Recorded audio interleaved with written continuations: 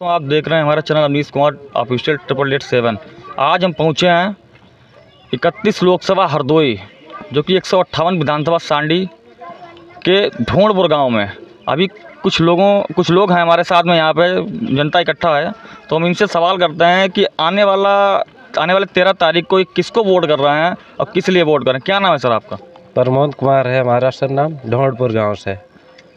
चुनाव चल रहा है जी 4 दिन बचे हैं। जी वोट किसको जा रहा है आपका? वोट मेरा बहुजन समाज में जाएगा। क्यों जाएगा बहुजन समाज पार्टी को वोट? इसलिए जाएगा क्योंकि उसकी सरकार में मुझे बहुत फ़ायदा मिलता है और आने वाली हर जन सेवा में मतलब बढ़ती होती है, हर चीज़ में मुझे फ़ायदा आता है। वर्तमान सरकार राशन दे रही है, फिर 2-2 हज़ार रुपया भी तो दे रही है। फिर राशन का मुझे कोई लाभ नहीं मिलता है। मेरा राशन कार्ड भी नहीं बना है, ना ही तो मेरे खेती नाम पे है, ना 2000 रुपये मेरे पास आता है। 2024 की स्थिति वर्तमान में देखा जाए तो बीजेपी जैसी एक मजबूत पार्टी जो कि वर्तमान में सत्ता में भी है और एक तरफ इंडिया गठबंधन भी चुनाव लड़ रहा है और बसपा अकेले चुनाव लड़ रही है, तो ऐसे में कैसे बसपा को जिता पाएंगे आप? तो बसपा का गठबंधन अभी तक हुआ नहीं है और होगा जब आगे की समस्या अभी बहुत गंभीर है, क्योंकि अभी 4-5 दिन बाकी हैं जो भी है इलेक्शन में। और उसके बाद में मतलब ये है कि गठबंधन तो समाजवादी का हुआ है, इन्होंने अपना निर्णय अलग रहने का लिया है मेरी तरफ से। दादा क्या कहना चाहेंगे? 24 का चुनाव चल रहा है, किसको जिता रहे हैं? 24 चुनाव में बहन जी को जिता रहे हैं। क्यों बहन जी को जिता रहे हैं? वर्तमान सरकार अच्छा काम कर रही है, रोजगार दे रही है। क्या अच्छा कर रही है? क्या वो फ्री का राशन है, फ्री राशन है 5 किलो में कितना, अरे 3 रुपये भी रेट रहा 15 रुपये में, और लेता है कितना साल भर में? यह लगाया कर आपने। और भी लोग हैं हमारे साथ में, इनसे जानकारी करते हैं, ये भी बताएंगे। क्या नाम है दादा आपका? मनीराम गौतम। मनीराम जी, आप मुझे बताइए 24 का चुनाव चल रहा है, प्रचार प्रसार में आप लगे हुए हैं बहुजन समाज पार्टी का। कैसा लोकतंत्र वर्तमान में, कैसा आपको समर्थन मिल रहा है जनता के बीच में? समर्थन तो 100% मिल रहा है बीच में, क्योंकि पीछे सरकार हमारी पीछे से चली आ रही, सपा शासन को भी देख चुकी जनता और बीजेपी को भी देख रही है। जो बहन जी के कारनामे हैं वो जनता भी जानती है, अच्छे कारनामे रहे, गुंडागर्दी नहीं हुई, विकास बहुत बड़ा हुआ, अधिकारी कर्मचारी व्यापारी और गरीब मजलूम किसान और हमारी लेडीज माताएं बहनें सभी बहन जी की सरकार में सुखी रहीं और सब संतोषजनक रही सरकार हमारी बहन जी की।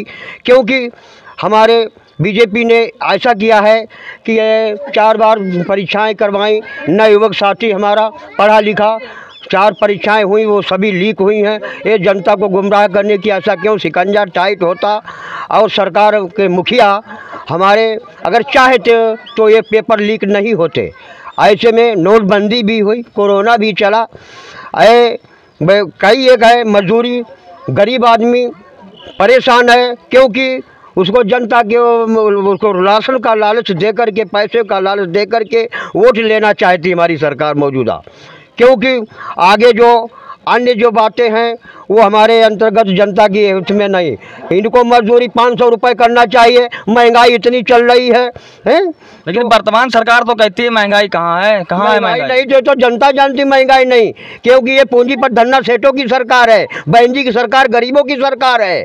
क्योंकि 500 रुपये जब 30 रुपये में गेहूँ बिकेगा, 4 दिन के बाद में गरीब आदमी 90% खरीदेगा, 10% बेचेगा, हैं? तो उसको तो लाभ बड़ा मिलेगा। और गरीबों को आलू बिक रहा है 30 रुपये में जा रहा है, गेहूँ 30 रुपये में, 4 दिन के बाद में गरीबों के घर में खाने को नहीं रहेगा। तो ये सरकारी 5 किलो में हमारा 1 महीना चल जाएगा। ये गुमराह करने की बात है। माताओं बहनों से कहता हूँ कि सरकार हमारी आगे बहन जी को प्रधानमंत्री बनाए और सुरक्षित और सबको मान सम्मान की बात होगी, और भीमराव अंबेडकर को भाई साहब को पार्लियामेंट में पहुँचाने की बात हम सब लोग मिलकर के करेंगे, ये हमारा उद्देश्य है। जैसा कि देखा जाए वर्तमान स्थिति में 24 का चुनाव है, सर पे है, 2 दिन 4 दिन और प्रचार प्रसार के लिए बचे हैं, तो आपको कैसा जन समर्थन मिल रहा है आपके प्रत्याशी को? अपार जन समर्थन मिल रहा है। सबसे पहले तो आपको चैनल को धन्यवाद देते हैं जो हमारी बात आप जनता के बीच में रखेंगे। अपार जन समर्थन मिल रहा है बसपा को। देखा जाए तो वर्तमान 31 लोकसभा क्षेत्र में भीमराव अंबेडकर जी बसपा से प्रत्याशी आए हुए हैं, जो कि बाहरी प्रत्याशी के रूप में हैं, और 2 प्रत्याशी समाजवादी पार्टी का प्रत्याशी और सपा और बीजेपी का प्रत्याशी देखा जाए तो वर्तमान यही लोकल क्षेत्र के हैं। तो क्या बाहरी होने का कहीं असर तो नहीं पड़ रहा है बसपा पे इस बार? देखिए, यहाँ हरदोई की मतलब परंपरा रही है, यहाँ बाहरी जीतता है। जो भाजपा का प्रत्याशी है वह उन्नाव का रहने वाला है। उनकी पत्नी ज्योति रावत जो है जिला पंचायत अध्यक्ष भी वहाँ रही हैं, लखनऊ में रहते हैं, लखनऊ के बाद यहाँ रहते हैं। तो प्रत्याशी सब बाहरी होते हैं, कोई भीतरी नहीं है। हमारा भी प्रत्याशी सबके समकक्ष है, हम उसको अपना मानते हैं। उसने जितने घर की रोटी खाई है, आज 2-3 साल से लगे हैं, हर घर में वो जानते हैं कितना नमक पड़ता है, कितना मिर्चा पड़ता है। वो यहाँ जनता के बीच में रहे हैं 2-3 साल से। देखा जाए तो सन 1991 से अभी तक कोई भी पार्टी ने हैट्रिक नहीं लगा पाई है।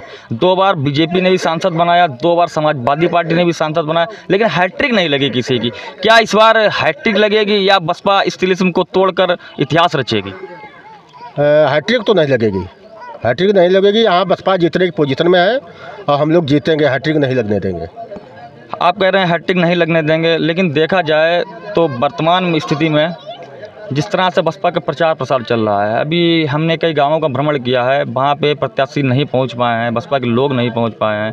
तो क्या इसका कुछ खामियाजा तो नहीं पार्टी को भुगतना पड़ेगा? देखिए, ऐसा है कि लोकसभा क्षेत्र इतना बड़ा क्षेत्र होता है कि जहाँ पर जो हमारे 2 प्रत्याशी हैं अपोजिशन के, वो भी किसी गांव में नहीं जा पाए होंगे। लेकिन हमारे तो कार्यकर्ताओं के दम पर हम लोग चुनाव लड़ते हैं।